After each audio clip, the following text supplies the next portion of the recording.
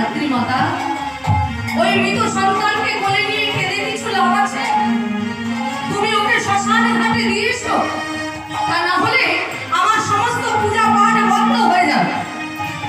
ধাত্রী মাতা কাঁদছে আর বলছে, আরে তুই কেন এই পৃথিবীতে এলি বাবা?